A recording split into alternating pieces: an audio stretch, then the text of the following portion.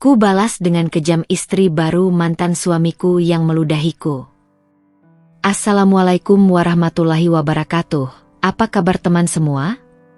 Semoga kalian dalam keadaan sehat, dimudahkan rezekinya, dan dilancarkan segala urusannya, serta penuh dalam kebahagiaan. Sebelum masuk ke cerita, jangan lupa bantu like, komen, dan subscribe ya. Hujan mengguyur Jakarta sejak fajar merekah. Langit kelabu tampak menggantung rendah, seakan ikut merunduk dalam duka yang tak terucap. Jalanan becek dan padat oleh kendaraan yang bergerak lamban, membentuk pemandangan yang murung, kontras dengan hiruk-pikuk hidup yang terus berputar.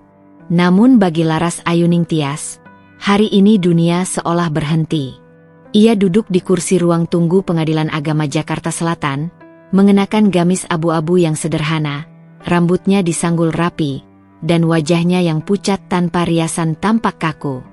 Di pangkuannya, map coklat berisi salinan surat nikah, fotokopi KTP, dan dokumen lainnya, tergenggam erat seakan bisa runtuh kapan saja jika dilepaskan. Di seberangnya, Dimas Prasetya duduk santai, tangan dimasukkan ke saku celana bahan mahal yang tampak baru. Ia mengenakan kemeja putih dengan jam tangan pintar melingkar di pergelangan, menunjukkan citra pria sukses yang sedang naik daun. Matanya sesekali melirik ponsel, membalas pesan atau mungkin mengecek media sosial. Tak satu detik pun ia melirik perempuan yang selama 8 tahun menjadi istrinya. 8 tahun. 8 tahun bukan waktu yang singkat. Mereka memulai dari nol bersama. Laras masih ingat ketika Dimas hanya seorang staf marketing biasa di sebuah perusahaan properti. Saat itu mereka tinggal di rumah kontrakan kecil, makan seadanya, dan kadang harus memilih antara membayar listrik atau membeli beras. Tapi mereka bahagia. Atau, setidaknya Laras pikir mereka bahagia. Laras adalah istri yang mendampingi Dimas dari titik terendah. Ia rela berhenti bekerja untuk fokus mengurus rumah dan menjadi pendengar setia setiap kali Dimas pulang dengan keluhan tentang dunia kerja yang keras. Ia menyiapkan kopi pukul 3 dini hari saat Dimas begadang menyusun proposal bisnis. Ia mengalah pada keinginannya sendiri demi mendukung mimpi besar sang suami. Tapi hari ini, semua itu tak ada artinya. Laras Ayuning Tias dan Dimas Prasetya dipersilakan masuk ruang sidang 2. Suara petugas membuyarkan lamunannya. Laras berdiri pelan, menahan getaran di lutut yang terasa lemas. Ia menarik napas panjang, mencoba menjaga wibawa terakhir yang masih tersisa.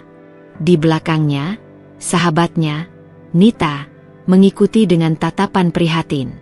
Ruang sidang tak besar. Dindingnya putih pucat, penuh rak berkas hukum. Di depan, hakim duduk tegak di balik meja kayu besar. Wajahnya datar dan netral seperti seharusnya. Mereka duduk berseberangan, hanya dipisahkan oleh meja kecil yang seolah menjadi batas antara cinta yang dulu membara dan kehampaan yang kini membeku. Sidang berlangsung singkat. Tak ada drama, tak ada tangisan yang menggelegar. Semua berjalan sebagaimana mestinya. Dimas menjawab dengan yakin setiap pertanyaan. Ia menyebut bahwa rumah tangga mereka sudah tidak harmonis. Bahwa ia merasa Laras tidak mendukung karirnya. Bahwa ia butuh seseorang yang bisa menjadi mitra, bukan beban.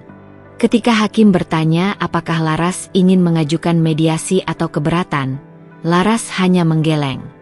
Suaranya hampir tak terdengar ketika menjawab, "Tidak, Yang Mulia." Hanya beberapa menit kemudian, keputusan dijatuhkan. Pengadilan mengabulkan permohonan cerai dari pihak penggugat. Mulai hari ini, ikatan pernikahan antara Dimas Prasetya dan Laras Ayuning Tias secara hukum telah berakhir. Kalimat itu menghantam Laras seperti badai. Ia tahu ini akan datang. Ia telah menyiapkan dirinya. Tapi tak ada yang benar-benar siap untuk kehilangan. Setelah sidang selesai, Laras berjalan perlahan keluar ruang sidang. Hujan belum berhenti. Nita segera menyodorkan payung.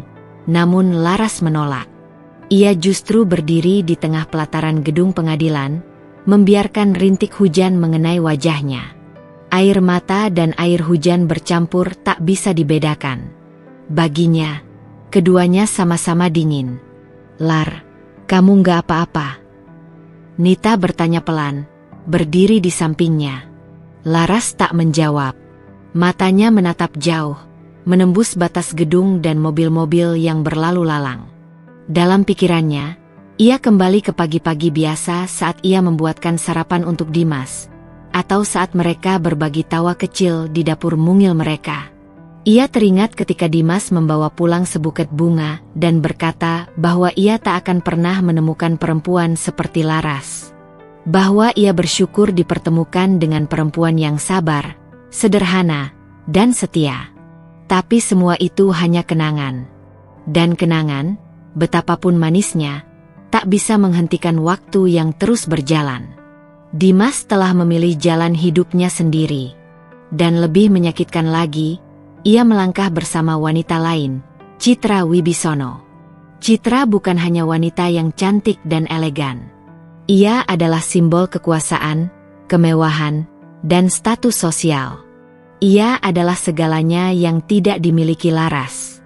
Dan Dimas, lelaki yang dulu membanggakan kesederhanaan istrinya, kini memuja kilau dunia yang dulu mereka sama-sama hindari. Laras tidak tahu apakah Dimas pernah benar-benar mencintainya. Mungkin cinta mereka memang hanya cukup untuk 8 tahun. Atau mungkin cinta itu telah lama mati, dan ia hanya satu-satunya yang masih mencoba menghidupkannya sendirian. Namun, hari ini Laras mengerti satu hal, ia telah dibebaskan. Dari penantian, dari kesetiaan yang tak dihargai, dari pengharapan yang tak pernah dibalas. Dan meski luka ini akan memakan waktu untuk sembuh, ia tahu bahwa hidupnya belum berakhir. Di balik hujan, ada matahari yang masih menunggu untuk bersinar. Dan Laras akan belajar mencarinya kembali. Rumah itu kini hanya tinggal kenangan. Laras berdiri di depan pagar besi yang mulai berkarat, menatap halaman kecil dengan pohon kamboja tua yang dulu ia tanam bersama Dimas. Dulu, rumah ini penuh dengan tawa dan suara langkah kecil putra mereka, Arga. Kini, hanya kesunyian yang menyambut. Dalam keputusan pengadilan, rumah itu dinyatakan milik bersama. Namun karena Laras tidak bekerja dan tak memiliki penghasilan tetap, hakim memutuskan rumah akan tetap ditempati Dimas. Bukan hanya itu, Laras juga kehilangan yang paling ia jaga dengan segenap jiwa, Arga, anaknya. Hak asuh jatuh kepada Dimas, dengan alasan yang dibuat-buat oleh pengacara mahal yang disewa oleh Citra, bahwa Laras mengalami gangguan emosi dan tidak stabil secara mental. Mereka membawa rekaman percakapan pribadi saat Laras menangis histeris di telepon, mengungkapkan rasa putus asa setelah Dimas pergi.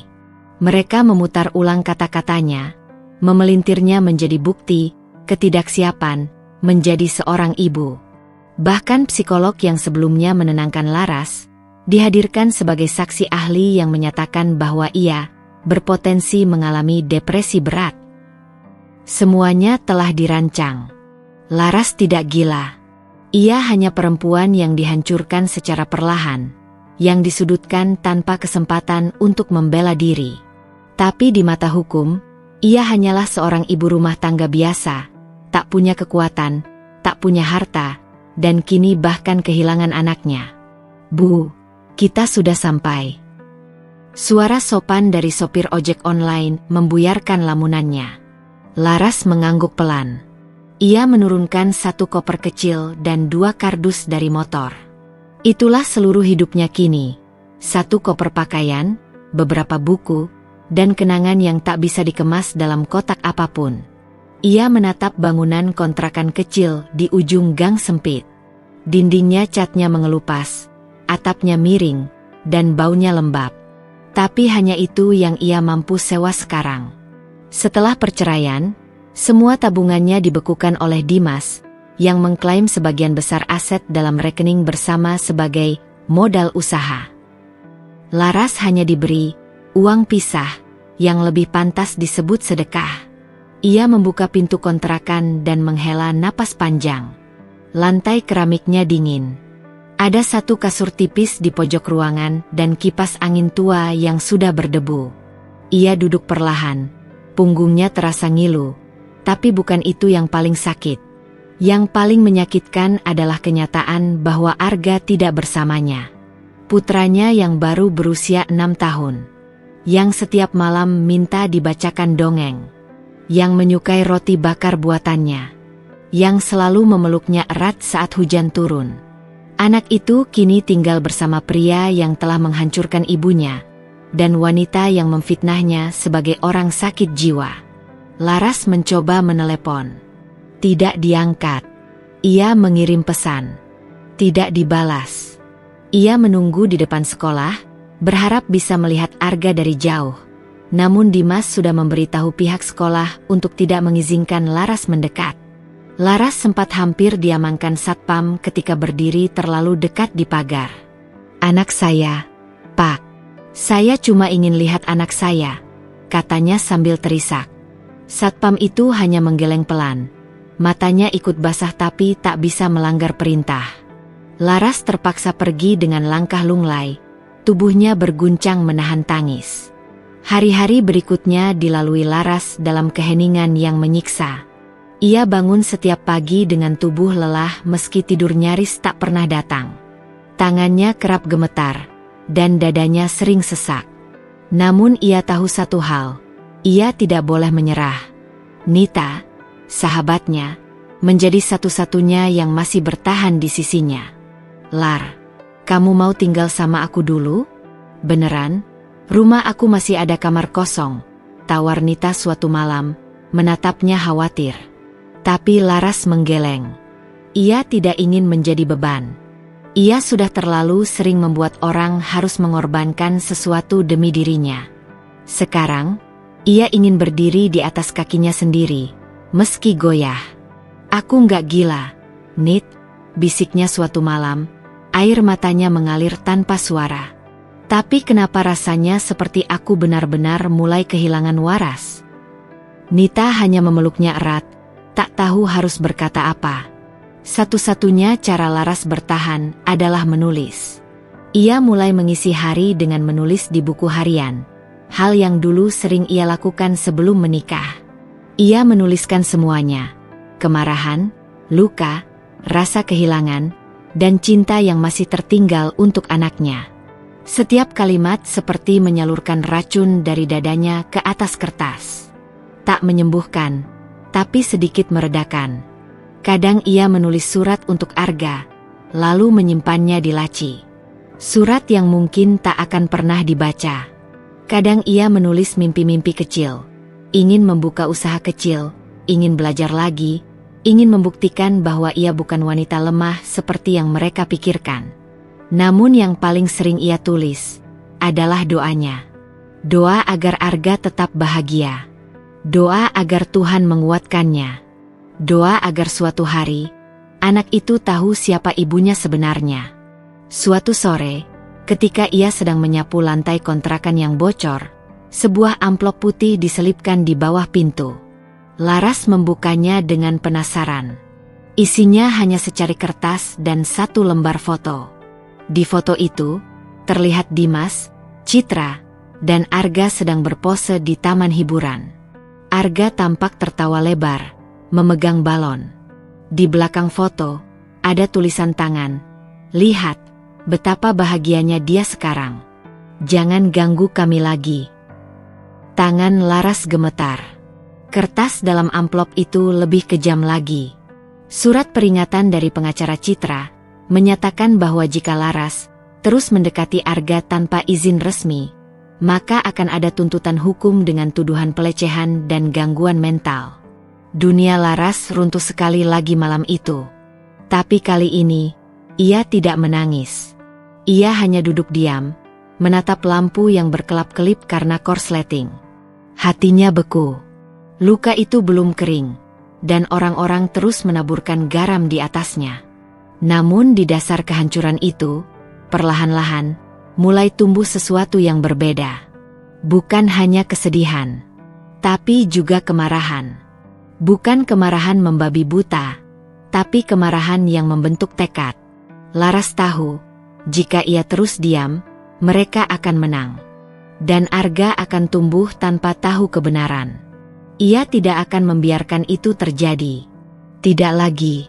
Undangan itu datang tanpa nama pengirim. Sebuah amplop krem dengan tinta emas bertuliskan, "Syukuran ulang tahun Ibu Ratna ke-70. Laras memandangi tulisan itu cukup lama sebelum akhirnya membuka isi suratnya. Tertulis bahwa acara akan diadakan di sebuah restoran mewah di kawasan Menteng. Ada catatan kecil di bawahnya. Seluruh keluarga besar diundang, tanpa kecuali. Ibu Ratna, nenek dari Dimas, adalah satu-satunya anggota keluarga yang masih menyapanya dengan hangat saat semuanya menjauh. Mungkin karena usia dan kebijaksanaannya, atau mungkin karena hatinya yang masih percaya bahwa kekerabatan tidak putus hanya karena perceraian. Ia sering mengirim pesan singkat menanyakan kabar, kadang menitipkan makanan lewat art. Laras sempat ragu. Dunia mereka kini berbeda. Ia, seorang perempuan yang bahkan tak sanggup membayar tagihan listrik tepat waktu. Sementara mereka punya semuanya. Tapi ia tak ingin menyakiti hati Ibu Ratna. Maka hari itu, dengan gamis biru tua yang telah dipakainya berkali-kali, dan jilbab polos yang telah kusam warnanya, Laras datang. Ia naik Transjakarta, lalu berjalan kaki menyusuri trotoar hingga ke restoran mewah berlampu gantung besar yang menggantung di langit-langit lobinya. Restoran itu dipenuhi tamu dengan pakaian mahal, perhiasan berkilau, dan parfum yang menusuk hidung. Laras melangkah perlahan, mencoba mengatur napas agar tidak gemetar. Beberapa kepala menoleh, beberapa mengenali, beberapa hanya menatap dengan penasaran. Tapi Laras tak menggubris. Ia hanya ingin menyapa Ibu Ratna, memberikan ucapan selamat, dan pulang. Namun takdir tak memberinya jalan yang tenang. Dari kejauhan, ia melihat sosok yang sangat dikenalnya berdiri di tengah kerumunan. Tinggi, anggun, rambut disanggul elegan, gaun merah marun yang berkilau memeluk tubuhnya. Citra. Dengan gelas anggur di tangan dan tawa yang nyaring, ia bagaikan ratu di singgasana. Di sampingnya, Dimas, mengenakan jas hitam yang pas badan. Di antara mereka berdiri Arga, putranya, yang kini terlihat lebih tinggi, lebih besar, dan lebih asing. Laras mematung. Beberapa detik ia tak mampu bergerak. Matanya hanya menatap Arga, anak yang selama ini hanya hadir dalam mimpi dan tangisan malam. Ia ingin menghampiri, memeluk, menyapa, tapi sebelum langkahnya sempat maju, suara tinggi menyayat udara. Astaga! Apa itu tadi? Citra. Mata wanita itu membelalak lebar ketika melihat Laras. Seketika, ruangan yang tadinya dipenuhi suara musik menjadi senyap. Semua kepala menoleh. Citra melangkah maju, wajahnya menyeringai seolah menemukan kotoran di karpet mahalnya.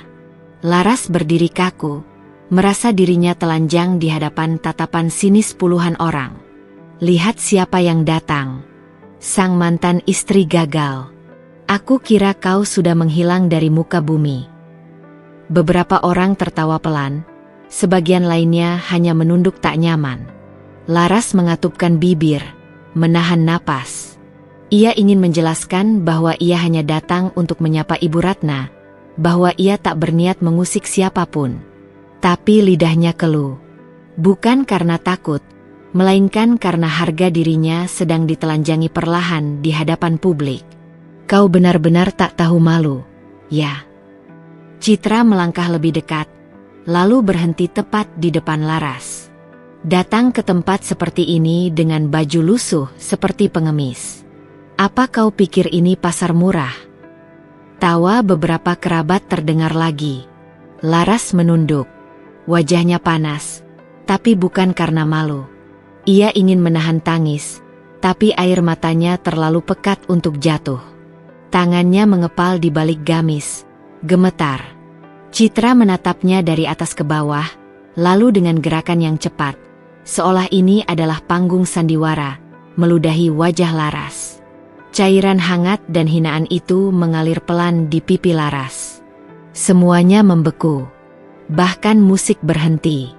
Dimas terdiam. Ia tidak bicara, tidak membela, tidak menghentikan Citra. Hanya memalingkan muka. Arga, yang melihat itu semua dari kejauhan, tampak kebingungan.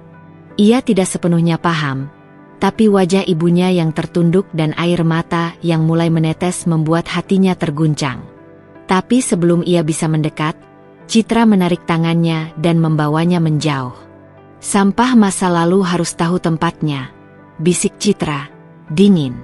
Kau tak punya hak berada di sini.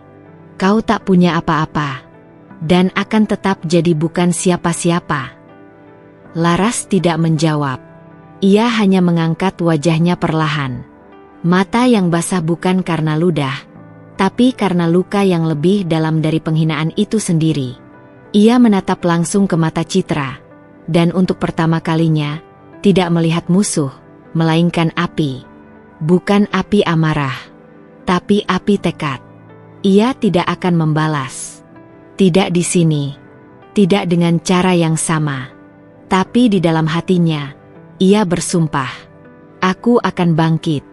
Bukan untuk membuktikan siapa diriku padamu, Citra, tapi untuk anakku, untuk diriku sendiri, untuk luka ini, yang tak akan kering sampai aku sembuh dan berdiri kembali. Malam itu, Laras berjalan kaki pulang, di bawah hujan yang kembali turun. Gaunnya basah, wajahnya masih perih, dan dadanya terasa hampa. Tapi kali ini, ada sesuatu yang berbeda. Sesuatu dalam dirinya telah berubah. Ia bukan lagi perempuan yang sama saat ia keluar dari ruang sidang. Bukan lagi wanita yang terdiam karena kehilangan. Ia kini adalah seseorang yang telah terjatuh sedalam-dalamnya, dan menemukan alasan untuk kembali berdiri. Bukan untuk membalas, tapi untuk merebut kembali kehidupannya. Malam itu, Laras duduk sendirian di lantai kamar kontrakan kecilnya. Listrik padam sejak sore karena ia tak mampu membayar tagihan bulan ini. Hanya cahaya lilin yang menggigil di atas kaleng biskuit bekas yang menerangi sudut ruangan lembab itu. Lantai berdebu, dinding mengelupas, dan atap menetes di beberapa sudut. Laras memeluk lututnya. Tubuhnya berselimut jaket lusuh yang dulu milik Dimas.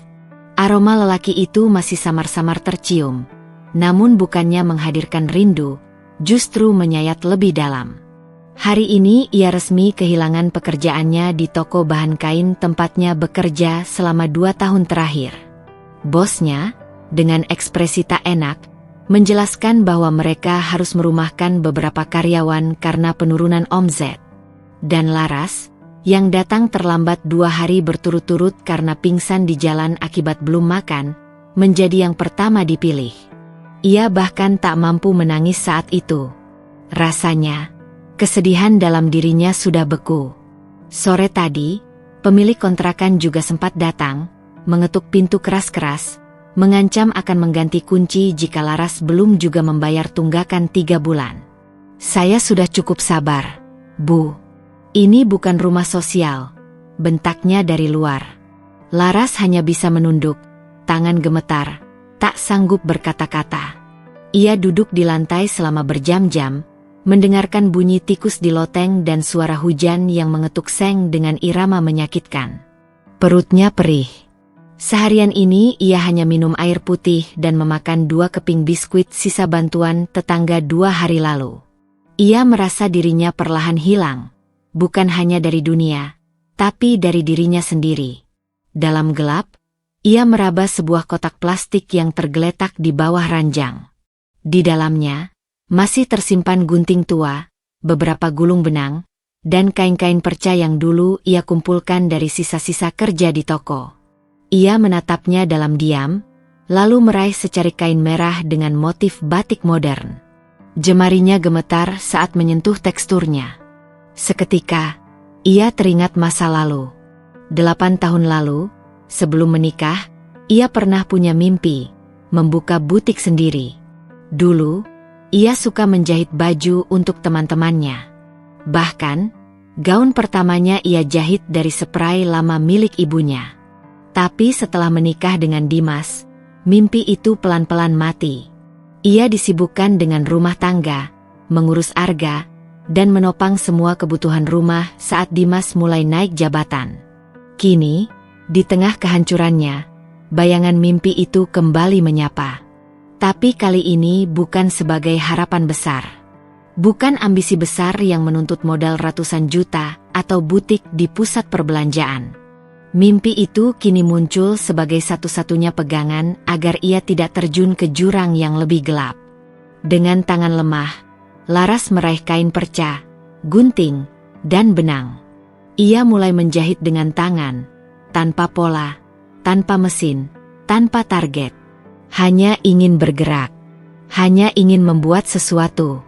Sekecil apapun, tiap tusukan jarum seperti dialog sunyi antara dirinya dan rasa sakit. Ia menjahit air mata ke dalam kain, menjahit keputusasaan ke dalam benang. Dan perlahan, ia menyulam harapan kecil dalam bentuk pita, bros kain, dan sarung bantal. Barang-barang remeh, tapi baginya itu adalah nafas. Esoknya, Laras memberanikan diri keluar. Dengan keranjang kecil berisi karyanya, ia duduk di pinggir jalan dekat sekolah dasar. Ia menawarkan bros dan pita kecil buatan tangannya pada ibu-ibu yang menjemput anak-anak mereka. Beberapa menolak dengan wajah iba, beberapa hanya melirik lalu berjalan cepat. Namun 1-2 orang membeli. Tak banyak, tapi cukup untuk membeli nasi bungkus dan sebotol air mineral. Ia menangis malam itu, bukan karena sedih, tapi karena akhirnya, ia tidak tidur dengan perut kosong. Hari-hari berikutnya, ia terus menjahit. Ia belajar dari YouTube yang ia tonton diam-diam saat singgah di warung internet, mencatat pola, mencoba kombinasi warna, menyulam nama pembeli di tas kain buatannya. Pelan-pelan, ia mulai menerima pesanan dari tetangga. Bahkan ibu pemilik warung sebelah menawarkan untuk menitipkan barang dagangannya di etalase. Namun bukan berarti semua menjadi mudah. Setiap malam, Laras masih harus bergulat dengan rasa takut. Takut tidak bisa bertahan, takut anaknya tak mengenal lagi ibunya, takut hidup terus menghukumnya atas kesalahan yang tidak ia pahami. Ada malam-malam ketika ia terbangun dan menjerit dalam mimpi, merasa dicekik oleh rasa gagal dan kehancuran yang menghantuinya. Tapi tiap pagi, ia bangkit lagi. Dengan mata sembab, tubuh lelah, dan harapan kecil yang menempel di ujung jarum jahitannya. Ia belum bangkit, belum sepenuhnya pulih. Tapi dari puing-puing dirinya, perlahan mulai tumbuh sesuatu.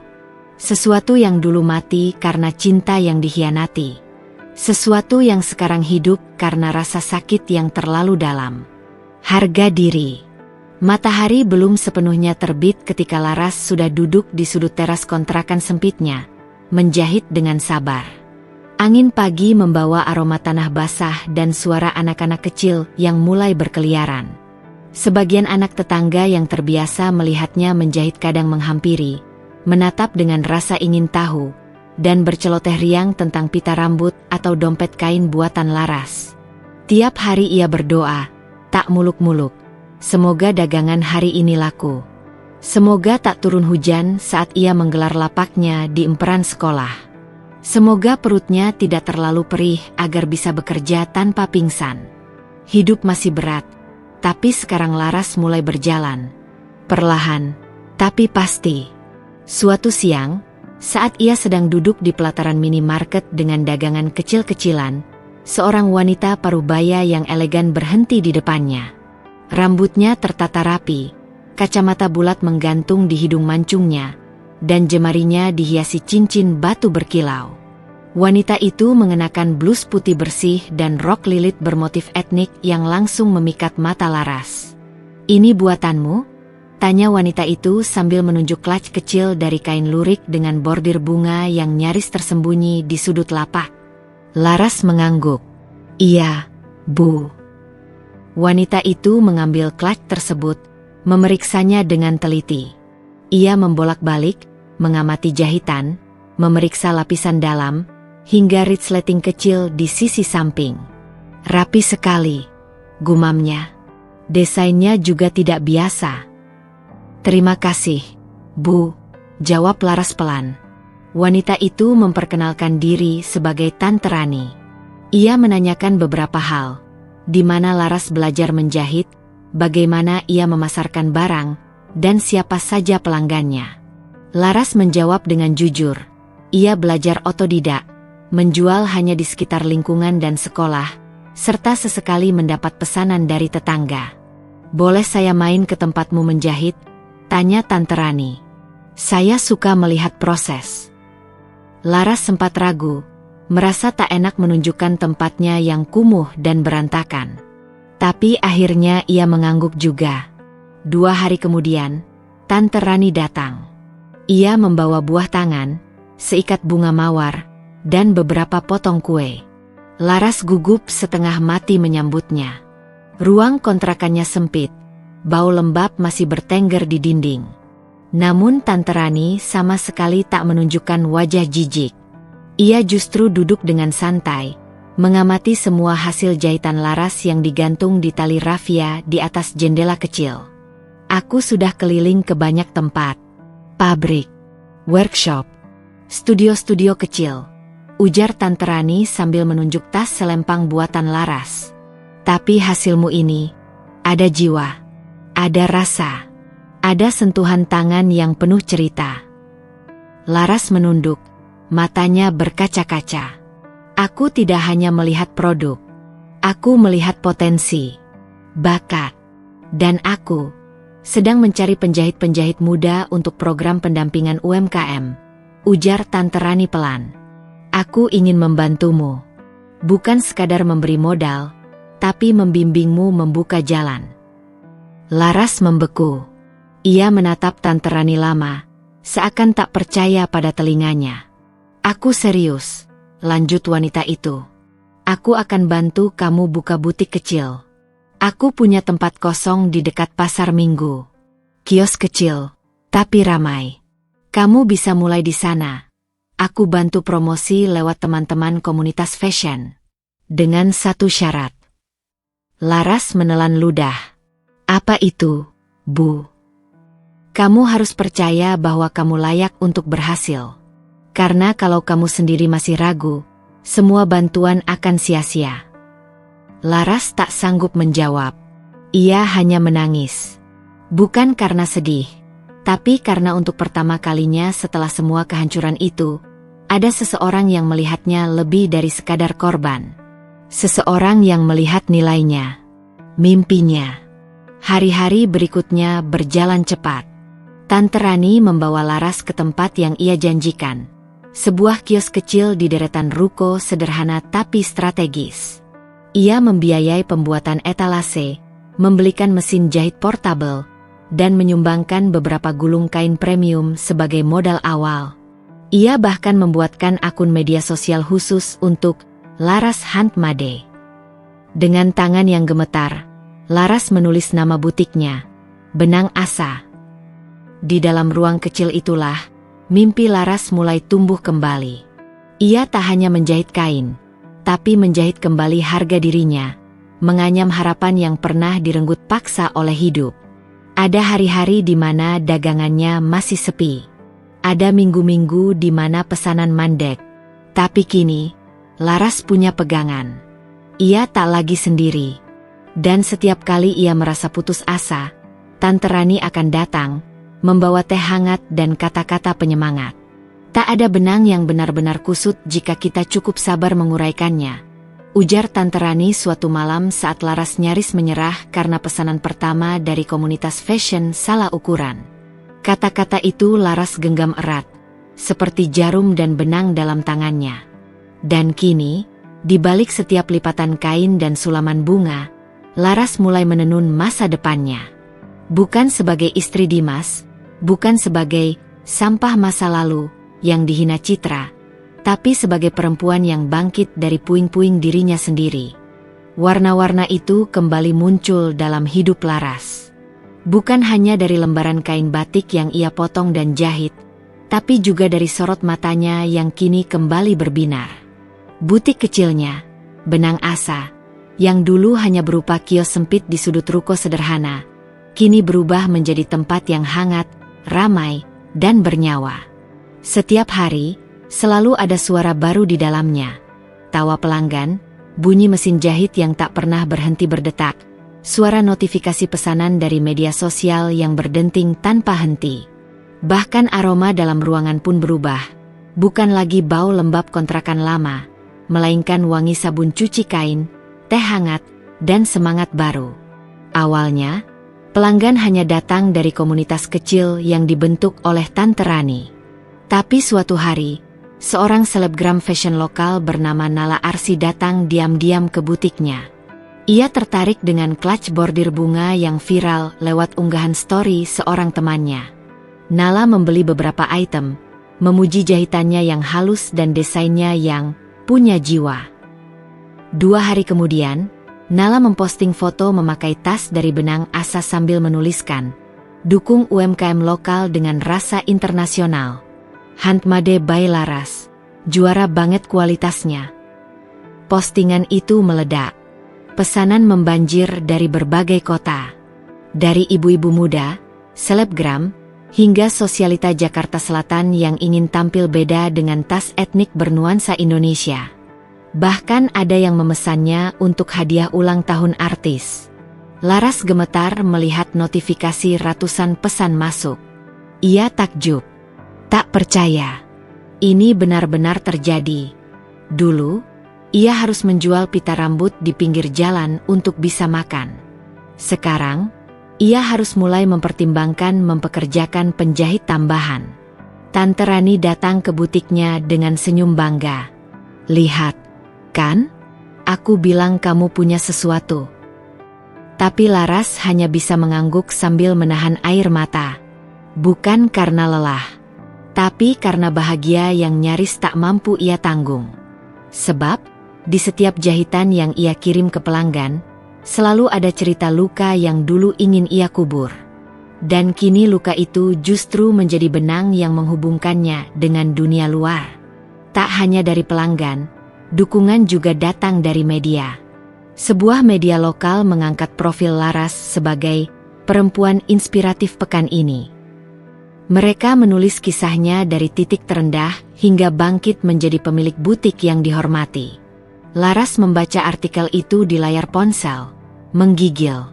Dulu ia pernah dianggap tidak waras oleh suami dan istri barunya. Kini, orang-orang menyebutnya kuat dan menginspirasi. Nama Laras mulai muncul dalam undangan komunitas kreatif, bazar UMKM, hingga seminar pemberdayaan perempuan. Ia diajak berbicara, berbagi kisah, dan setiap kali ia bicara, suaranya tak lagi gemetar seperti dulu. Ia belajar berdiri di atas luka, bukan untuk mengeluh, tapi untuk menunjukkan bahwa luka bisa dijahit menjadi karya. Tapi di balik semua keberhasilannya, ada satu bagian dari dirinya yang masih bergetar setiap kali namanya disebut di media sosial. Dimas. Ia tahu cepat atau lambat pria itu akan mengetahui bahwa mantan istrinya kini berdiri di panggung yang dulu ia anggap tak pantas Laras injak. Dan benar saja, suatu malam, Laras membuka akun Instagram bisnisnya dan menemukan pesan dari akun yang familiar. "Kamu berubah. Kita bisa bicara." Dimas. Laras menatap pesan itu lama. Ia tidak membalas. Ia tidak ingin membalas. Bukan karena marah, tapi karena ia tahu, sebagian dari dirinya telah meninggalkan bab itu untuk selamanya. Kini, yang penting baginya adalah butik yang sedang tumbuh. Tim kecilnya yang ia rekrut dari tetangga-tetangga yang juga pernah berada di titik terpuruk. Seorang ibu janda yang ahli menyulam. Seorang remaja putri putus sekolah yang berbakat menggambar motif. Mereka semua menjadi bagian dari Benang Asa. Dan di setiap produk yang mereka hasilkan, Laras menambahkan label kecil dari kain. Dijahit dengan harapan. Dari luka menjadi karya. Namun, dalam malam-malam sepi ketika butiknya sudah tutup dan semua pegawainya pulang, Laras duduk sendirian di ruang belakang. Ia memandangi foto anaknya, Arga, yang masih ia simpan diam-diam. Foto yang diambil diam-diam dari akun media sosial Citra. Senyum Arga tak berubah, tapi matanya kini terasa jauh. Meski ia telah bangkit, ada bagian dari hatinya yang masih kosong.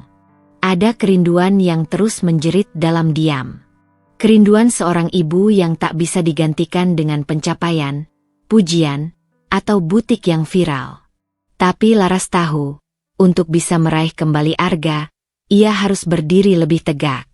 Karena dunia tak akan memberi ruang bagi seorang ibu yang tampak lemah. Ia harus menjadi sosok yang tak hanya kuat, tapi tak tergoyahkan. Dan ia akan sampai ke sana. Bukan untuk membalas dendam, tapi untuk berdiri di depan anaknya suatu hari dan berkata, "Ibu tak pernah pergi. Ibu hanya sedang bangkit dari abu." Langit Jakarta sore itu mendung, seolah menyimpan banyak rahasia yang belum tumpah.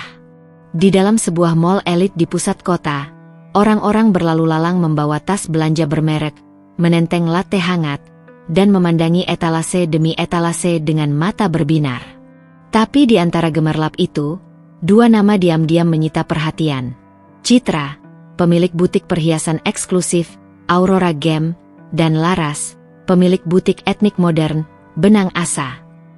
Dan takdir, entah sengaja atau tidak, menempatkan kedua toko itu hanya terpaut satu lorong. Laras tak pernah merencanakannya. Tempat itu ditawarkan langsung oleh manajemen mall setelah melihat pertumbuhan dan daya tarik sosial medianya yang terus meroket. Mereka bahkan memberi potongan harga khusus hanya agar Benang Asa bisa hadir di sana, sebagai representasi UMKM lokal yang sukses. Laras sempat ragu. Tapi akhirnya ia menyetujui, bukan karena ingin bersaing, tapi karena ia tahu, sudah waktunya tumbuh lebih besar. Namun, bagi Citra, kehadiran butik Laras di mall itu adalah tamparan tanpa suara. Awalnya ia menertawakan ketika mendengar kabar butik Benang Asa akan hadir di mall yang sama. Pakaian kampungan, katanya pada stafnya. Lihat saja, seminggu juga bangkrut. Tapi waktu berlalu, dan yang terjadi justru sebaliknya. Setiap hari, lorong depan butik Laras dipadati pengunjung. Tak hanya para sosialita, tapi juga fashion blogger, content creator, bahkan wartawan gaya hidup yang datang untuk membuat liputan khusus. Dalam waktu sebulan, butik Benang Asa menjadi salah satu tenan teramai di mall itu. Citra mulai gelisah. Ia memperhatikan bagaimana wanita-wanita yang dulu menjadi pelanggannya kini berjalan melewati tokonya dengan kantong belanja Benang Asa di tangan. Ia mendengar dengan telinganya sendiri saat seorang sosialita bergumam, koleksi Laras lebih berkarakter daripada bling-bling gak jelas di toko itu. Itu menusuk. Bukan karena uang, Citra punya banyak. Tapi karena pengakuan yang dulu ia miliki, kini beralih pada perempuan yang dulu ia injak di depan umum. Perempuan yang ia ludahi. Perempuan yang dulu dianggap lemah dan tak layak berdiri di samping Dimas. Kini Laras tak perlu meludah. Tak perlu berteriak. Tak perlu membalas dengan hinaan. Ia hanya berkarya, dan dunia melihat. Di balik etalase kacanya, Laras berdiri anggun, mengenakan busana rancangannya sendiri. Senyumnya tenang. Matanya penuh percaya diri. Ia menyapa pelanggan satu persatu dengan keramahan yang tak dibuat-buat. Ia masih Laras yang sama, tapi kini lebih kuat, lebih elegan, dan tak lagi bisa disentuh dengan caci maki. Suatu siang, saat sedang memeriksa stok kain, stafnya berbisik, "Bu, toko perhiasan di seberang sepi," katanya Citra marah-marah ke karyawannya kemarin. Laras hanya mengangguk. Ia tak merasa bangga atau puas. Ia tak pernah ingin membalas dengan cara yang sama. Tapi diam-diam, hatinya berkata, inilah caraku membalas, dengan tidak membalas sama sekali. Beberapa hari kemudian, undangan datang dari salah satu majalah fashion terbesar di Indonesia. Laras diminta menjadi pembicara dalam forum Perempuan Berkarya di Era Digital. Ia diminta berbagi panggung bersama desainer senior, artis, dan satu nama yang membuatnya terpaku, Citra Wirasari, pemilik Aurora Game. Hati Laras sempat bergetar. Tapi ia tahu, ini bukan tentang masa lalu. Ini tentang masa depannya. Ia menerima undangan itu. Hari acara pun tiba. Ballroom hotel tempat acara berlangsung dipenuhi tamu-tamu penting. Lampu kristal berkilauan di langit-langit, alunan musik lembut terdengar dari sudut ruangan. Laras datang dengan mengenakan dress karya sendiri.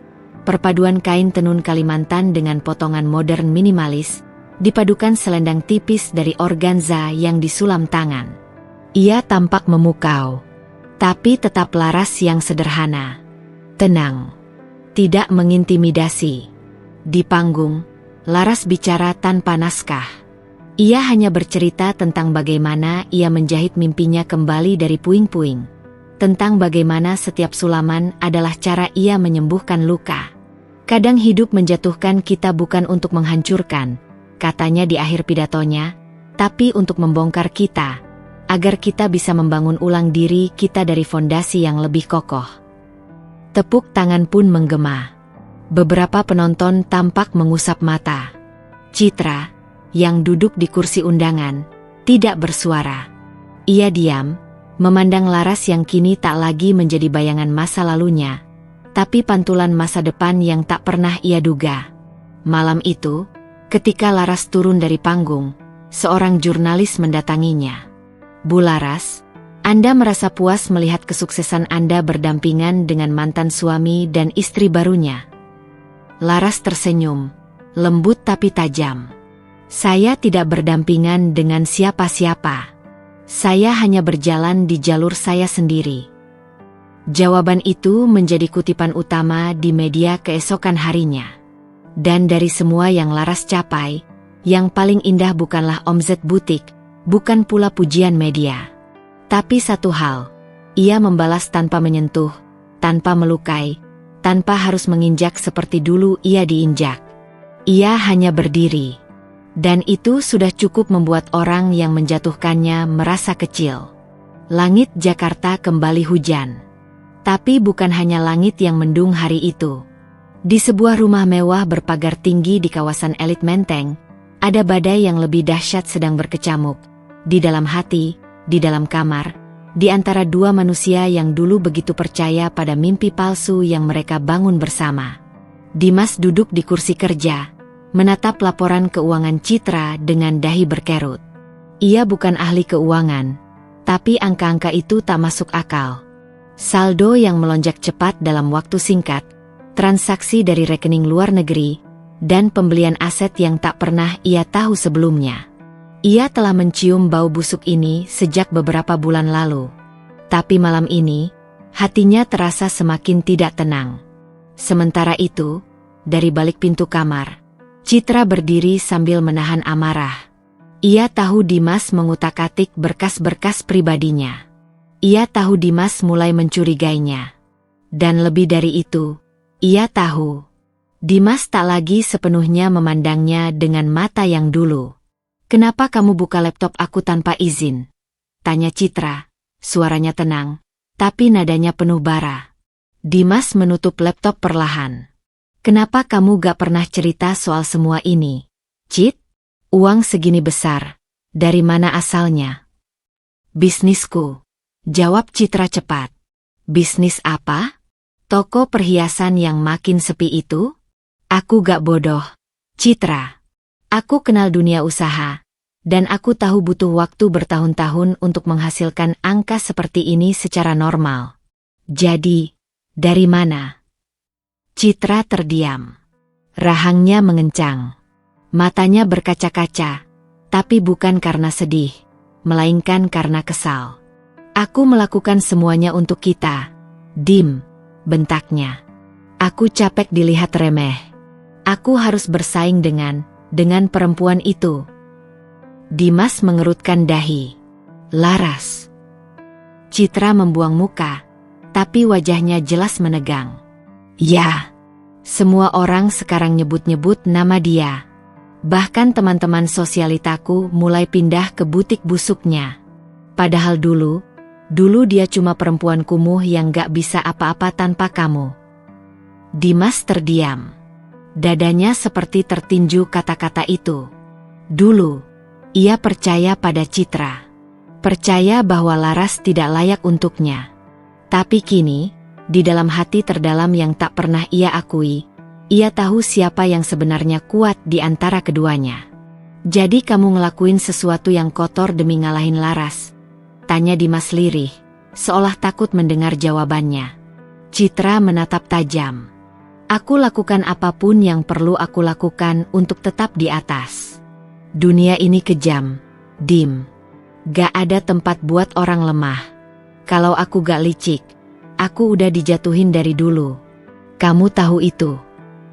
Tapi bukan begitu caranya, bisik Dimas. Kita gak bisa hidup dari uang kotor. Cit, kamu pikir semua ini gak akan ada ujungnya? Citra tertawa, getir. Kamu baru ngomong begini karena kamu mulai ngerasa aku gak berguna lagi, ya? Karena Laras sekarang lebih bersinar. Dimas tidak menjawab, tapi diamnya adalah jawaban paling jujur. Citra merasakan dinding kepercayaannya roboh. Ia menatap suaminya, lelaki yang dulu ia rebut dari wanita lain, yang dulu ia anggap sebagai trofi kemenangan. Tapi kini, lelaki itu menatapnya seperti musuh. Dan lebih menyakitkan lagi, ia tahu Dimas mulai membandingkannya dengan Laras. Pecahan kecil mulai terlihat dalam pernikahan mereka. Retakan yang dulu hanya sebatas ketegangan kini berubah menjadi lubang besar yang menganga. Mereka masih tinggal serumah, tidur seranjang, tapi tidak lagi berjalan searah. Ada ruang kosong di antara mereka yang tak bisa diisi dengan uang, perhiasan, atau kemewahan. Suatu malam, Citra menangis diam-diam di kamar mandi, tubuhnya gemetar dalam bathrobe mewah yang terasa dingin. Ia menatap wajahnya di cermin. Alisnya sempurna, kulitnya terawat, tapi matanya kosong. Ia sadar, dalam upaya kerasnya menjadi lebih baik dari Laras, ia telah kehilangan jati dirinya sendiri. Sementara Dimas duduk di ruang kerja dengan rokok yang tak dinyalakan. Ia tak pernah merokok, tapi malam ini tangannya ingin memegang sesuatu yang bisa mengalihkan pikirannya dari rasa bersalah yang menumpuk. Ia membuka Instagram, mengetik akun benang asa dan memandangi unggahan Laras. Foto close-up detail Sulaman di sebuah kebaya modern, captionnya hanya satu kalimat. Kebahagiaan tidak datang dari membuktikan siapa yang salah, tapi dari menjadi lebih baik dari luka itu sendiri. Dimas terdiam. Kata-kata itu seperti pisau yang mengiris pelan. Ia menutup ponsel. Dan untuk pertama kalinya sejak ia meninggalkan Laras, ia merasa kosong. Seolah rumah besar yang ia tinggali sekarang bukanlah tempat ia pulang, melainkan tempat ia bersembunyi dari penyesalan. Di luar rumah itu, dunia Laras terus tumbuh. Tapi di rumah mewah pasangan yang dulu menyiksanya, retakan-retakan kecil mulai membesar, dan pelan-pelan, rumah itu mulai runtuh dari dalam. Suatu pagi, Laras duduk di ruang kerjanya yang terang. Tumpukan kain dan sketsa busana modern yang menggabungkan tradisi dan inovasi berserakan di atas meja. Butiknya yang kini lebih besar dari sebelumnya, tak hanya menjadi rumah bagi pekerjaannya, tetapi juga tempat di mana banyak perempuan datang untuk mencari keyakinan diri lewat busana yang ia ciptakan. Hari itu, ada undangan yang berbeda dari biasanya. Sebuah surat yang elegan terlipat rapat, dengan segel emas di atasnya. Laras memandangnya sejenak, lalu membuka perlahan, membaca baris demi baris. Dengan hormat, kami mengundang Anda untuk menjadi desainer utama dalam gala fashion terbesar tahun ini. Kami sangat terkesan dengan pencapaian Anda dan yakin bahwa karya Anda akan memberi warna baru dalam dunia mode tanah air. Kami berharap Anda bisa hadir dan memamerkan koleksi Anda di acara ini. Laras terdiam, napasnya terhenti sejenak. Gala fashion itu adalah acara prestisius yang hanya dihadiri oleh para tokoh penting dalam industri fashion dan hiburan. Undangan semacam ini, bagi seorang desainer seperti Laras, adalah pencapaian besar yang tak terbayangkan sebelumnya. Ia merasa bangga, bukan hanya karena dirinya, tapi karena perjuangannya yang telah membawa dia sejauh ini. Namun, di balik kebahagiaan itu, ada perasaan yang tak bisa ia sembunyikan. Citra. Ia tahu bahwa undangan ini mungkin akan membawa mereka berdua bertemu di bawah sorotan yang sama. Dan meskipun Laras tak ingin berpikir buruk, ada sesuatu yang gelap di hatinya yang mulai menyentuh kesadaran. Ini bisa jadi momen yang penuh konflik. Hari gala pun tiba. Ruangan megah yang dihiasi lampu kristal dan karpet merah tampak begitu elegan. Para tamu yang hadir mengenakan busana formal non-glamor. Di tengah keramaian, Laras berdiri dengan anggun mengenakan gaun berwarna biru gelap dengan aksen bordir tangan yang rumit. Busana itu adalah karya terbarunya, yang akan dipamerkan malam itu. Ia merasa sedikit gugup, tapi lebih dari itu, ia merasa hidup. Setelah beberapa saat, Laras melihatnya. Citra. Dengan gaun hitam selutut yang memamerkan tubuhnya yang sempurna, Citra tampak begitu angkuh, seolah dunia ini miliknya. Namun, ada sesuatu yang berbeda pada ekspresinya malam itu. Tidak ada senyum yang ramah. Tidak ada tatapan penuh kemewahan seperti biasanya. Citra tampak cemas, tegang, dan sesekali menatap Laras dengan tatapan penuh kebencian. Laras tidak menghiraukannya. Ia melangkah ke atas panggung untuk memulai presentasinya. Seiring dengan sorakan dan pujian dari hadirin, ia merasakan kepuasan yang mendalam. Ini adalah kemenangan miliknya, bukan hanya atas Citra, tapi atas semua orang yang pernah meremehkan dirinya. Namun, ketegangan yang sudah lama mengendap akhirnya meledak. Ketika Laras selesai memamerkan koleksinya, seorang tokoh penting di dunia mode yang dulu pernah menghina Laras ketika ia masih seorang desainer pemula, berdiri untuk memberi pujian. Sosok itu memuji kualitas karya Laras dan menyatakan bahwa ia adalah desainer masa depan yang akan membawa Indonesia ke panggung dunia. Laras, kamu benar-benar luar biasa. Tidak ada yang bisa mengalahkanmu. Aku bangga bisa melihatmu di sini, kata tokoh itu dengan nada penuh kekaguman. Laras tersenyum tipis, mata melirik sejenak ke arah Citra. Tentu saja, Citra mendengarnya. Dan, malam itu, sorotan mata yang dingin dari Citra tidak bisa Laras abaikan. Ketika acara berlanjut, Citra akhirnya tidak bisa menahan diri lagi. Ia berdiri dari kursinya dengan langkah penuh keyakinan, mendekati Laras dengan ekspresi yang begitu tegang. Tanpa ampun, ia membuka mulutnya, suaranya menusuk di tengah keramaian yang sempat sunyi. Laras, kamu pikir ini kemenangan untukmu? Suara Citra nyaring, menggema di sekitar ruangan yang mendadak terdiam. Kamu pikir orang-orang itu akan memujimu selamanya? Kamu hanya sekadar boneka di dunia ini, dan tak ada yang lebih menyakitkan dari kenyataan bahwa kamu selalu hanya bisa mengandalkan keberuntunganmu saja. Seketika itu, semua mata terarah pada mereka. Beberapa orang mulai mengerumuni, melihat dua perempuan itu, dan ada yang merunduk, seakan tahu apa yang sedang terjadi di balik permukaan. Laras menatap Citra dengan tatapan yang begitu tenang, seakan tidak terpengaruh oleh amarah yang tertuju padanya. Di dalam hati, ia merasakan kelegaan. Ia tahu, Citra hanya takut akan kebenaran yang tak bisa ia pungkiri, bahwa kekayaan dan kesuksesan Citra bukanlah buah dari kerja kerasnya, melainkan dari apa yang ia ambil dengan cara yang salah. Laras melangkah maju dengan perlahan, menyisakan jarak antara mereka. Ia berbicara dengan nada yang tidak terburu-buru, namun penuh makna. Citra, kamu mungkin bisa mengendalikan banyak hal dalam hidupmu, tetapi ada satu hal yang tak akan pernah bisa kamu kuasai, itu adalah harga diri. Aku sudah tidak peduli lagi dengan apa yang kamu pikirkan tentangku. Kamu sudah membuang terlalu banyak waktu untuk menilai orang lain, dan itu membuatmu kehilangan dirimu sendiri. Citra menatap Laras dengan amarah yang meluap. Tangan Citra mengepal erat. Tetapi di dalam hatinya, ia tahu, Laras sudah lebih kuat dari apapun yang bisa ia lakukan. Dan malam itu, bagi Citra, itu adalah kekalahan yang lebih pahit dari yang ia bayangkan. Laras menatapnya sekali lagi sebelum akhirnya berbalik dan meninggalkan ruangan dengan anggun.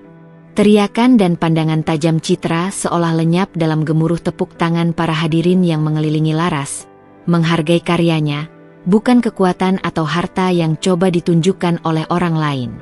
Saat Laras keluar dari ruangan itu, ia menghela napas panjang. Ia tahu bahwa malam ini bukan hanya tentang memenangkan penghargaan atau pujian. Ini adalah tentang menutup babak hidup yang penuh luka dan bangkit menjadi dirinya yang lebih utuh, lebih kuat, lebih bebas. Dan sementara Citra terperosok dalam permainan kebohongan dan kesombongannya, Laras, di bawah cahaya sorotan yang kini berkilau jauh lebih terang, hanya tersenyum, menyadari satu hal, tidak ada kemenangan yang lebih besar daripada membebaskan diri dari masa lalu. Malam itu, setelah acara gala berakhir, Laras merasa seolah dunia membentang luas di depannya. Tak hanya karena kemenangannya dalam dunia mode, tetapi juga karena dirinya akhirnya berhasil melepaskan diri dari bayang-bayang masa lalu yang selalu mengikutinya, Citra, dan segala kekosongan yang ditinggalkan oleh Dimas. Namun, di tempat lain, di rumah mewah yang dulu menjadi simbol kesuksesan bagi Citra dan Dimas, semuanya sedang runtuh. Segera setelah kejadian di gala, video Citra yang menyerang Laras dengan kata-kata kasar dan penuh kebencian mulai beredar luas di media sosial.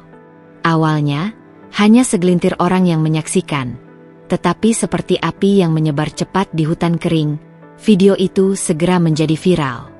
Citra yang dulu selalu merasa di atas angin, yang terbiasa mendominasi orang-orang di sekitarnya, kini terperangkap dalam kata-kata dan perilakunya sendiri. Reaksi publik begitu cepat. Banyak orang mulai berbagi video tersebut, dengan berbagai komentar pedas dan mengecam sikap Citra yang terbukti tidak memiliki kelas. Media nasional tidak ketinggalan menyorot kejadian tersebut, bahkan memberinya judul yang menyakitkan. Citra, wanita mewah yang tak tahu cara menjaga kelas. Citra yang biasanya angkuh dan mampu menutupi segala keburukan dengan senyum manis, kini terperangkap dalam kerentanannya. Di media sosial, orang-orang mulai mengungkit berbagai macam kisah dan rumor tentang dirinya, tentang bagaimana ia mendapatkan kekayaannya, tentang hubungan gelapnya dengan orang-orang berkuasa, dan bagaimana ia membangun kerajaan bisnisnya dari kebohongan dan penipuan. Tak hanya itu, malam itu juga menjadi puncak keruntuhan lainnya. Para investor yang sebelumnya tertarik pada bisnis perhiasan Citra mulai mundur satu persatu. Beberapa yang masih setia, mulai mencabut dana mereka. Para klien yang dulu memujinya kini mulai menarik diri, tak ingin terlibat dengan sosok yang sudah kehilangan kredibilitasnya. Citra, yang dulu penuh percaya diri, kini merasa terpojok oleh segala keputusan buruk yang telah ia buat. Di tengah guncangan itu, Dimas duduk di ruang kerja, menatap layar komputer di depannya. Sebuah email masuk dengan pemberitahuan yang membuatnya terdiam, hampir tak percaya. Investor besar yang selama ini menjadi salah satu klien terpenting mereka, kini mengirimkan surat pemutusan kontrak dan menarik dana investasi yang telah mereka tanamkan. Ini terlalu banyak untukku, bisik Dimas pada dirinya sendiri, merasakan keringat dingin membasahi dahinya. Semua yang ia bangun bersama Citra, yang mereka banggakan selama ini, kini runtuhannya dalam hitungan hari. Namun, itu bukan akhir dari malapetaka yang harus Dimas hadapi. Beberapa hari setelah itu, sebuah laporan investigasi muncul di media, mengguncang reputasi Dimas lebih dalam lagi. Laporan tersebut mengungkapkan bahwa Dimas, yang kini dikenal sebagai suami Citra, ternyata terlibat dalam kasus penggelapan uang milik klien-klien Citra. Uang yang seharusnya digunakan untuk bisnis Citra ternyata diselewengkan dan dialihkan ke rekening pribadi Dimas. Berita itu seperti petir yang menyambar rumah tangga mereka.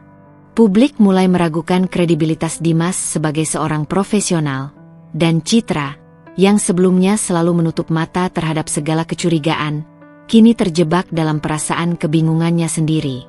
Dimas bukan hanya kehilangan hartanya, tetapi juga kepercayaan masyarakat yang dulu begitu mendukungnya.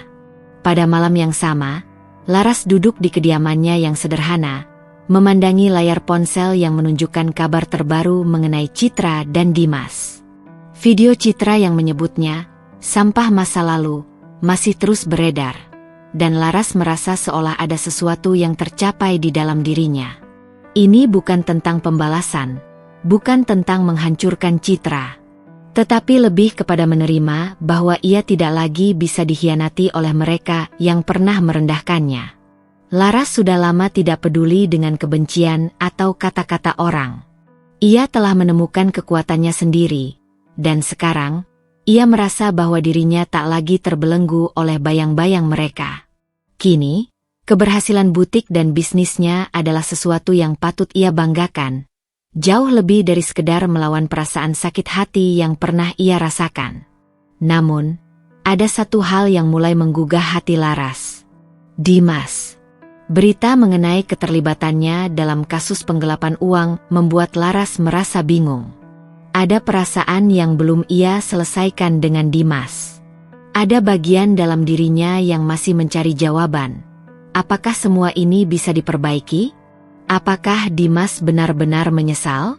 Atau, mungkin, apakah ia hanya melihatnya sebagai jalan keluar terakhir? Saat itu, teleponnya berdering. Dimas. Laras menatap layar sejenak, napasnya tercekat.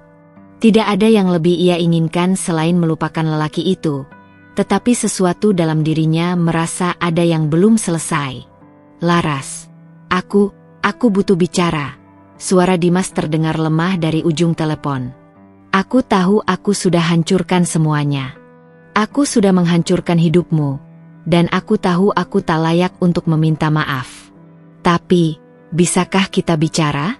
Satu kali saja. Laras terdiam. Sejenak, perasaan campur aduk menguasainya. Semua kenangan pahit itu muncul kembali, begitu nyata. Namun, ada sesuatu yang lebih kuat di dalam dirinya, keinginan untuk melangkah maju, meninggalkan masa lalu tanpa menoleh lagi. Apa yang kamu inginkan, Dimas? Suara Laras terdengar begitu tenang, namun ada kekuatan yang mendalam dalam setiap kata-katanya. Aku hanya ingin kamu tahu, aku menyesal, Laras. Semua yang terjadi ini, aku benar-benar menyesal. Laras menarik napas dalam-dalam. Ia tahu, kejatuhan Citra dan Dimas adalah kejatuhan mereka sendiri. Itu adalah harga yang harus mereka bayar atas segala perbuatan mereka. Namun, apakah itu berarti ia harus membuka pintu maaf untuk Dimas? Ia tahu jawabannya. Tidak. Dimas, sudah terlambat. Laras menjawab, suaranya begitu pasti. Aku sudah selesai denganmu. Kamu memilih jalanmu sendiri. Dan aku juga memilih jalanku. Aku tak punya ruang lagi untukmu dalam hidupku. Dengan itu, Laras menutup telepon dan menatap jendela yang terbuka, melihat langit malam yang cerah. Ia tahu, kejatuhan yang sempurna bagi Citra dan Dimas adalah akhir dari perjalanan mereka. Tapi bagi dirinya, ini adalah awal dari sesuatu yang jauh lebih besar dan lebih indah. Laras sedang duduk di ruang kerjanya yang terang, dikelilingi oleh tumpukan kain, pola, dan beberapa rancangan yang tengah dipersiapkan untuk koleksi berikutnya. Butiknya yang kecil namun nyaman itu kini menjadi tempat yang penuh dengan kreativitas dan semangat baru. Seiring berjalannya waktu, dia semakin sadar bahwa hidupnya telah berubah, dan perubahan itu datang bukan hanya dari luar, tetapi juga dari dalam dirinya. Ketika ponselnya berdering, Laras tidak menyangka siapa yang menelepon. Dimas. Setelah sekian lama, nama itu muncul di layar ponsel dengan panggilan yang tampaknya tak dapat dihindari. Laras menatap layar beberapa detik, merasakan kegelisahan yang datang begitu saja, meski ia sudah sangat yakin dengan pilihan hidupnya. Dengan satu tarikan napas, ia mengangkat telepon itu. Laras. Suara Dimas terdengar begitu rendah, penuh penyesalan yang terasa menggantung di udara. Aku tahu ini mungkin sudah terlambat, dan mungkin tidak ada yang bisa memperbaiki apa yang telah kulakukan. Tapi aku datang untuk meminta maaf. Aku harus melakukannya. Aku harus mengakui bahwa aku salah. Aku menyesal, Laras. Menyesal karena telah merusak segalanya. Laras terdiam, tak langsung menjawab. Suara Dimas begitu berbeda dari Dimas yang dulu, yang selalu penuh dengan alasan dan pembelaan diri. Kini, hanya ada penyesalan yang begitu tulus dalam suaranya. Dalam hati, Laras merasa perasaan yang lama terkubur mulai terbangun. Namun, kali ini ia lebih siap. Dimas, Laras akhirnya berkata dengan suara yang tenang, namun penuh ketegasan. Aku sudah mendengar banyak kata maaf selama bertahun-tahun. Tapi kali ini, aku ingin kamu tahu satu hal. Aku sudah belajar sesuatu yang jauh lebih penting daripada sekadar menerima permintaan maaf. Laras menarik napas dalam-dalam, mencoba menenangkan diri, lalu melanjutkan, aku sudah belajar mencintai diriku sendiri. Aku tidak lagi mencari kebahagiaan dari orang lain atau dari pengakuan orang lain. Aku sudah menemukan kebahagiaan dalam diriku sendiri, dalam kerja kerasku, dalam perjalanan hidup yang kutempuh meskipun penuh dengan luka. Di sisi lain telepon, Dimas terdiam. Laras bisa mendengar nafasnya yang terdengar berat, mungkin mencoba meresapi kata-kata yang baru saja ia dengar. Aku tahu, Dimas akhirnya berkata pelan. Aku tahu aku tidak pantas berharap lebih dari apa yang sudah kulakukan. Aku benar-benar menyesal, Laras. Dan aku ingin kamu tahu, jika ada cara untuk mengubah semuanya, aku akan melakukannya. Laras tersenyum tipis. Meski hatinya masih terasa perih, ia tahu apa yang harus dilakukannya. Dimas, kamu memang menyesal, dan aku menghargai itu.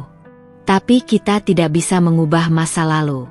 Apa yang sudah terjadi tetaplah terjadi. Kamu dan Citra, kalian sudah memilih jalan kalian. Aku juga sudah memilih jalanku, dan aku tidak akan kembali ke masa lalu. Dimas terdengar terpukul. Jadi, ini benar-benar akhir, ya? Ya, jawab Laras, suara penuh keyakinan. Ini akhir yang baik. Karena aku akhirnya bisa melepaskan semua yang menyakitkan dan memilih untuk hidup dengan cara yang lebih baik, lebih damai. Aku tidak perlu kembali untuk menatap masa lalu. Aku harus melangkah ke depan. Sekali lagi, Dimas terdiam. Laras bisa merasakan betapa beratnya perasaan yang sedang ia rasakan. Namun, ia juga tahu bahwa Dimas telah memilih untuk menjadi bagian dari masa lalu yang kini ia tinggalkan. Dimas mungkin menyesal, tapi itu tidak akan mengubah apa yang telah terjadi. Aku harap kamu bisa bahagia, Laras, kata Dimas dengan suara yang pelan, seolah hampir hilang dalam perasaan kesedihan yang mendalam. Aku harap kamu mendapat segala yang kamu impikan. Laras menunduk sejenak, merasa ada sesuatu yang membebaskan dirinya dengan kalimat terakhir itu. Aku akan bahagia, Dimas. Karena aku memilih untuk bahagia. Aku akan baik-baik saja. Setelah beberapa detik hening, Dimas akhirnya mengakhiri percakapan mereka. Laras meletakkan ponsel di atas meja, dan saat itu juga, rasa lega yang mendalam menyelimuti hatinya. Tidak ada lagi yang mengikatnya pada masa lalu. Dia menatap cermin besar di ruang kerjanya, melihat sosok perempuan yang sudah begitu berbeda. Sosok yang kini penuh dengan harapan, kepercayaan diri, dan kemerdekaan. Laras tahu, perjalanannya belum selesai. Butiknya yang berkembang, peluang yang semakin terbuka, dan kemungkinan baru yang selalu hadir di hadapannya. Semuanya menjadi tanda bahwa hidupnya kini berada di jalur yang benar. Tidak ada lagi yang bisa menghalangi langkahnya. Dia menatap jendela, melihat dunia yang semakin cerah di luar sana. Dan untuk pertama kalinya, Laras merasa bahwa dia sudah benar-benar bebas. Waktu telah berlalu, dan dunia Laras kini terasa begitu berbeda. Butiknya yang semakin berkembang telah mengantarkannya pada puncak kesuksesan yang tidak pernah ia bayangkan sebelumnya. Semua yang pernah terasa hancur kini berubah menjadi kekuatan yang tak ternilai. Namun, ada satu hal yang lebih penting baginya daripada semua pencapaian itu. Kebahagiaan sejati yang ia temukan dalam dirinya sendiri. Laras berdiri di depan cermin besar di ruang kerjanya, mengenakan gaun hitam elegan yang memancarkan kesederhanaan dan kekuatan. Di luar sana, dunia yang dulu penuh dengan kebencian dan pengkhianatan itu, kini hanyalah bayangan yang semakin jauh. Ia sudah berada di tempat yang lebih baik, jauh dari mereka yang dulu menekan dan merendahkannya. Namun, hari ini, ada sesuatu yang lebih besar dari sekadar kesuksesan materi yang ingin ia capai. Ada misi yang lebih penting yang harus ia lakukan. Laras baru saja selesai berdiskusi dengan tim Yayasan Perempuan yang bergerak dalam pemberdayaan perempuan korban KDRT dan perceraian. Ini adalah langkah pertama yang ia ambil dalam memberi dampak positif bagi banyak perempuan yang pernah mengalami penderitaan yang sama seperti dirinya. Sebagai bagian dari keberhasilannya, ia memutuskan untuk menyumbangkan sebagian besar keuntungan dari butik dan bisnisnya untuk mendukung yayasan tersebut.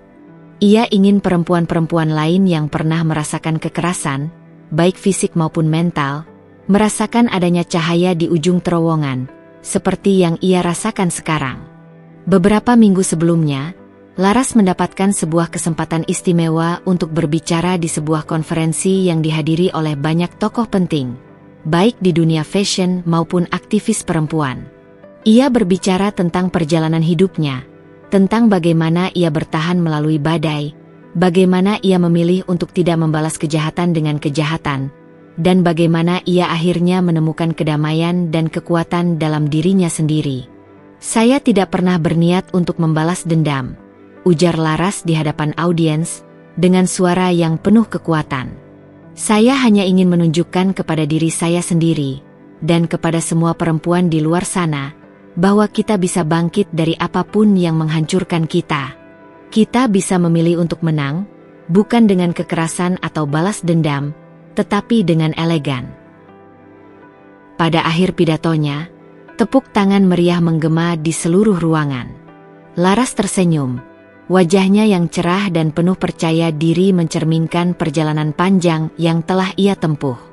Ini bukan hanya tentang memenangkan dunia fashion. Ini adalah tentang memenangkan dirinya sendiri, tentang menemukan cara untuk tetap teguh meskipun dunia menekan. Setelah konferensi selesai, Laras kembali ke rumahnya yang sederhana namun penuh dengan ketenangan. Malam itu, ketika ia sedang bersantai, sebuah pesan masuk di ponselnya. Itu adalah dari sebuah media besar yang ingin mengundangnya untuk tampil dalam sebuah wawancara eksklusif. Mereka ingin membahas kisah suksesnya yang menginspirasi banyak orang, dari kejatuhan yang luar biasa hingga kebangkitannya yang penuh elegansi. Namun, saat melihat nama pengirim pesan itu, Laras terhenti sejenak. Citra. Nama yang dulu membuat hatinya penuh dengan kebencian dan kemarahan. Dalam pesan tersebut, Citra menulis, "Laras, aku ingin mengucapkan selamat. Aku tahu aku tidak pantas meminta maaf, tapi aku menyadari semuanya sudah terlalu terlambat. Kamu benar, kamu telah memenangkan semuanya, dengan cara yang tak pernah bisa aku tandingi. Aku hanya berharap, suatu hari nanti, kita bisa saling memaafkan dan melupakan masa lalu."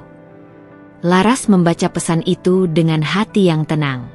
Ada perasaan yang tidak bisa ia ungkapkan dengan kata-kata.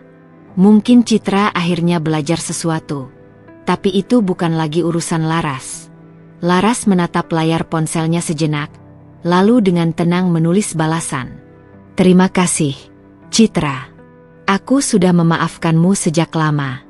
Tapi kita berdua sudah memilih jalan kita masing-masing. Aku bahagia dengan pilihanku, dan aku harap kamu juga bisa menemukan kedamaianmu sendiri." Dengan itu, Laras menekan tombol kirim dan meletakkan ponselnya. Ia menatap jendela, melihat cahaya bulan yang memancar lembut di luar sana. Tidak ada lagi luka. Tidak ada lagi kebencian. Hanya ada ketenangan, kebahagiaan yang datang dari dalam dirinya sendiri, dan dunia yang terbuka luas dengan segala kemungkinan baru. Ia tahu, perjalanan ini masih panjang. Namun, dengan semua yang telah ia raih dan semua yang ia bangun, Laras tidak lagi takut menghadapi apapun. Karena, baginya, kemenangan sejati bukanlah ketika orang lain kalah, tetapi ketika kita bisa menemukan kekuatan untuk berdiri tegak, dengan elegan, dengan hati yang penuh kedamaian. Dan dengan itu, Laras melangkah maju, tidak menoleh ke belakang lagi.